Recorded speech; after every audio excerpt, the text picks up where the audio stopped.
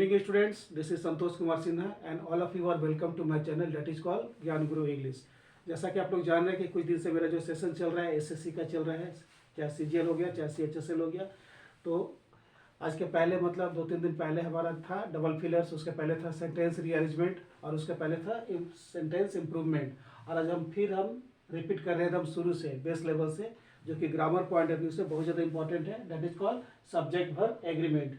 ये टॉपिक बहुत ज़्यादा ग्रामर में बहुत ज़्यादा इंपॉर्टेंट है।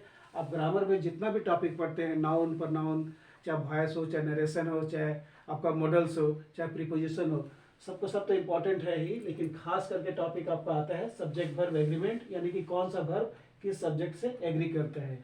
ये टॉपिक अगर किसी भी एस्पिरेंट्स को कंप्लीट है, इस पर अगर कमांड है, तो नो डाउट वो स्टूडेंट्स किसी भी इंग्लिश के एग्जाम में अपीयर हो जाएगा, वो भी अच्छा नंबर से।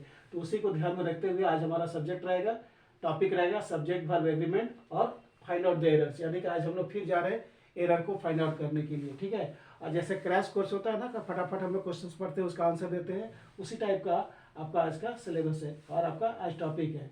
तो चलिए आज हम लोग देख लेते हैं सब्जेक्ट वर्ब एग्रीमेंट से क्या क्वेश्चन है और उसका आंसर क्या होगा। और सब के सब प्रीवियस ईयर का है, बेसिकली आपका एसएससी लेवल का है, ठीक है।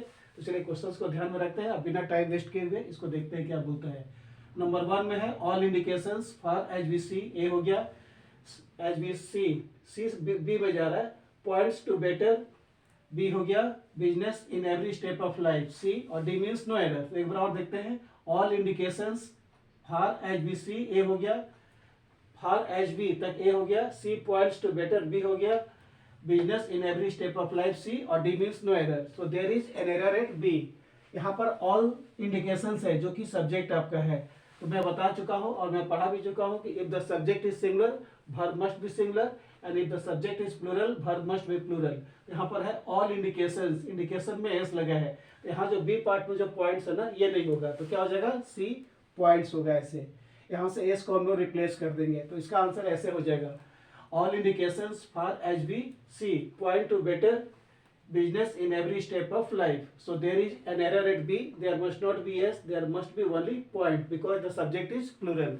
Now let's move to question number 2. और ये क्वेश्चन एसएससी 2012 में पूछा गया था।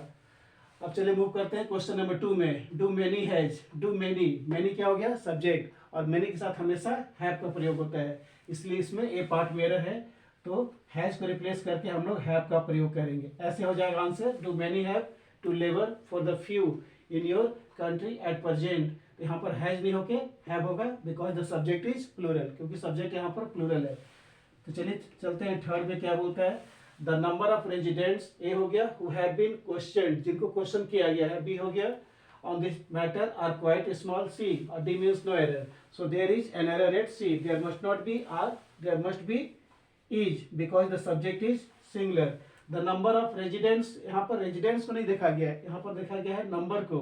अगर होता ऐसे, अगर ऐसे होता the residents, तो हो जाता वहाँ पर R, लेकिन यहाँ residents के पहले आ रहा है नंबर, तो हम लोग नंबर को हाईलाइट कर रहे हैं, नंबर को हम लोग फोकस कर रहे हैं, और नंबर क्या है, सब्जेक्ट है, और सब्जेक्ट आपका सिंगुलर है, इसलिए यहाँ पर इज हो जाएगा। इसका आंसर ऐसे होगा, the number of residents who have been questioned on this matter is quite small. So there is an error at C. There must not be R. There must be is because the subject is singular number. तो चलिए इसको फटाफट आगे बढ़ाते हैं और देखते हैं कि हमारा अगला क्वेश्चन क्या है। चलिए हम लोग क्वेश्चंस को आगे बढ़ाते हैं और देखते हैं उसका सोल्यूशन क्या होगा। So let's read question number 4। A series of lectures was, A हो गया, delivered by a well-known professor, B हो गया, on the occasion of New Year, C, और D में बोलता है no error. So there is no error at all. The answer is absolutely correct. हमारा answer D में जा रहा है, ठीक है। Now let's read question number 5. Neither of the two candidates. इससे भी बहुत ज़्यादा क्वेश्चंस आता है, neither of the, either of the, none of the, each of the, many of the से एक तो क्वेश्चंस मिलता ही मिलता है। तो इसमें क्या होता है, जब भी आप सेंटेंस बनाएंगे neither of the से, either of the से, या none of the से, या many of the से, तो सब्जेक्ट होगा प्लूरल, सब्जेक्ट होगा प्लूरल, लेकिन वर्ब हो जाएगा आपका सिंगुलर। वही चीज यहाँ पर दिखाया गया है, नाइदर ऑफ द से बोला, यानी कि बहुत कैंडिडेट में से कोई भी कैंडिडेट नहीं, मतलब एक सिंगल को बोला है तो बहुत सारे स्टूडेंट्स है, तो बहुत सारे कैंडिडेट्स, उनमें से कोई सिंगल स्टूडेंट्स भी को भी नहीं पूछा गया है रिपोर्ट कार्ड को मंडे को जमा करने के लिए। नाइदर ऑफ द कैंडिडेट्स या neither of the two candidates, मतलब है तो दो कैंडिडेट्स, उनमें से कोई सिंगल कैंडिडेट को भी नहीं पूछा गया है कि रिपोर्ट कार्ड को मंडे को जमा करना है। दो में से सिंगल को भी नहीं बोला गया है जमा करने के लिए, इसका मीनिंग होता है। चलिए पढ़ लेते हैं क्वेश्चंस को। Neither of the two candidates, A हो गया we are asked to submit the report card, B हो गया पॉजिटिवली ऑन मंडे, सी, और डी मीन्स नो एरर। तो हम लोग का आंसर बी पार्ट में एरर है। हम अभी आपको बताएं कि जब भी neither of the, either of the, each of the, many of the, few of the मिलेगा तो उसका सब्जेक्ट होगा प्लूरल, वर्ब हो जाएगा सिंगुलर। यहाँ पर जो वेयर है इसको रिप्लेस करेंगे हम लोग और इसके बदले क्या लिखेंगे, वाज लिखेंगे, क्योंकि यहाँ पर दो कैंडिडेट्स में से किसी सिंगल कैंडिडेट को भी नहीं बोला गया था कि अपना रिपोर्ट कार्ड मंडे को जमा करना है या जमा करना है।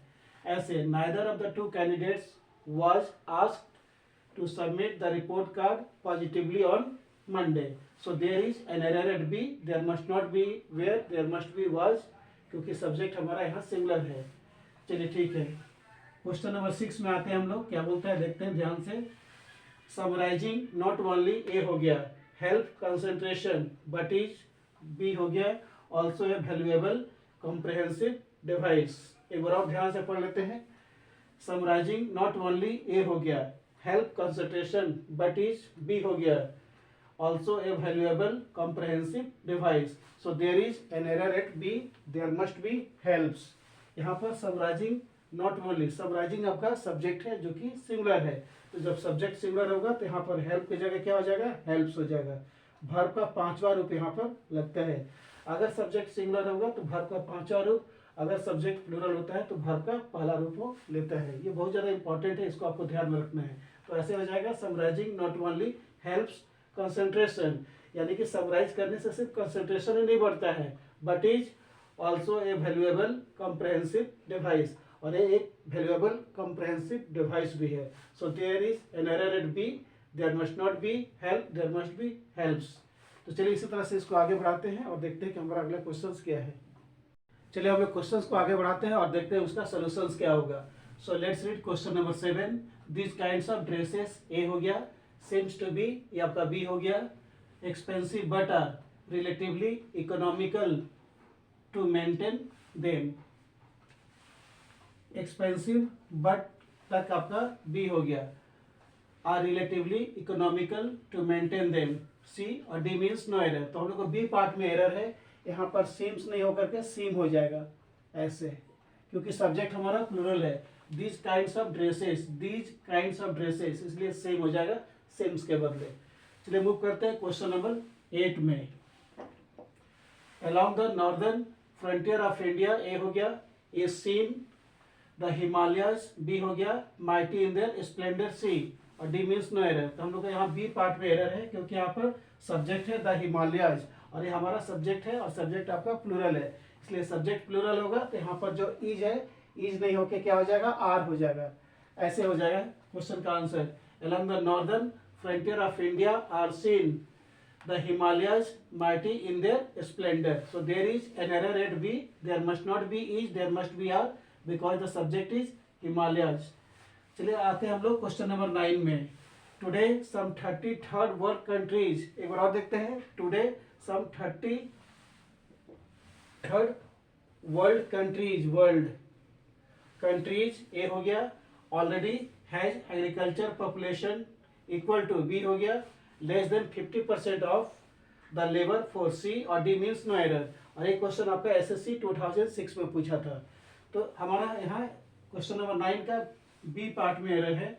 बी में पहले हम लोग टिक मारेंगे, यहाँ पर हैज को रिप्लेस करके हम लोग क्या लगा देंगे, हैव लगाएंगे, क्योंकि यहाँ पर क्या बोलता है टुडे सम, और सम जो होता है ना सिंगुलर के लिए नहीं, हमेशा प्लूरल के लिए होता है। तो यहाँ पर सम आपका सब्जेक्ट है जो कि प्लूरल है, इसलिए हैज के बदले हैव होगा। तो इसी तरह से हम लोग क्वेश्चंस को आगे बढ़ाते हैं और देखते हैं उसका सोल्यूशन क्या होगा। चलिए हम लोग इसको फाइनल टच देते हैं अपना सब्जेक्ट वर्ब एग्रीमेंट का और देखते हैं कि हम लोग का लास्ट क्वेश्चन आज का क्या है। सो let's read question number 10। Each of the candidates, फिर एक बार आगे आपका ईच ऑफ द कैंडिडेट्स। हम बता चुके हैं कि जब भी आपका सेंटेंस का स्ट्रक्चर बनता है each of the, none of the, either of the या many of the, few of the, तो सब्जेक्ट होगा प्लूरल लेकिन वर्ब हो जाएगा सिंगुलर। यहाँ पर जो होप है ना, होप नहीं होके होप्स हो जाएगा। ऐसे each of the candidates hopes to win the best prize in the final quiz program that is going to take place tomorrow. So there is an error at B. यहाँ पर B में error है, यहाँ पर hope में हम लोग क्या लगा देंगे, S लगा देंगे, S. ऐसे हो जाएगा इसका answer. Each of the candidates hopes to win the best prize in the final quiz program that is going to take place tomorrow. और डी में बोलता है no error and this question was asked in the RRB exam in the year 2008. और यह question आपका RRB में 2008 में पूछा था. तो हम लोग के यहाँ पर बी पार्ट में एरर है, होप नहीं होकर क्या हो जाएगा होप्स, क्योंकि हम लोग सेंटेंस बनाते हैं ईच ऑफ द से. तो एक चीज बार बार मैं आपको रिपीट कर देता हूँ, उसको ध्यान से देख लीजिएगा. जब भी आप सेंटेंस बनाइएगा ईच ऑफ द, ये बहुत ज्यादा इंपॉर्टेंट है, इससे एरर आता है 2-3 ठो. Each of the, many of the, some of the, या none of the, either of the, neither of the, either of the और neither of the से जब भी आपका सेंटेंस बनेगा neither of the से इसको ध्यान में रखिएगा. इससे एरर 2-3 क्वेश्चंस देता ही है हर साल इंडिया के किसी भी इंग्लिश के एग्जाम्स में, चाहे एसएससी हो, चाहे बैंक का क्लर्क हो, पीए हो, चाहे जो भी हो. Each of the, many of the, some of the, none of the, either of the, neither of the, इनसे जो भी सेंटेंस का स्ट्रक्चर बनेगा, इसका जो सब्जेक्ट होता है वो हो जाता है प्लूरल, लेकिन वर्ब होता है सिंगुलर. ठीक है, तो हम लोग इसको फॉलो करते हुए इसको ध्यान में रखेंगे. इससे 2 या 3 एटलीस्ट क्वेश्चन आपको एग्जाम्स में मिल ही जाता है. एक बार और, each of the, many of the, some of the, none of the, either of the, neither of the या फ्यू ऑफ द, इनसे क्वेश्चंस अगर आता है तो आपको ध्यान में रखना है कि सब्जेक्ट होगा प्लूरल लेकिन वर्ब हो जाएगा सिंगुलर. तो इसको ध्यान में रख के आपको आगे बढ़ाना है और कोशिश करना है कि आपका सब्जेक्ट वर्ब एग्रीमेंट एकदम कमांडेड हो जाए एकदम, जिसमें आप किसी भी इंडिया के इंग्लिश एग्जाम अच्छा से स्कोर कर सकते हैं, क्वालिफाई कर सकते हैं. So I think it's enough for today. अगर आपको वीडियो अच्छा लगे तो इसको लाइक करके शेयर कर देंगे तो बहुत ज़्यादा ही अच्छा होगा. Till then good night to all of you. Thank you.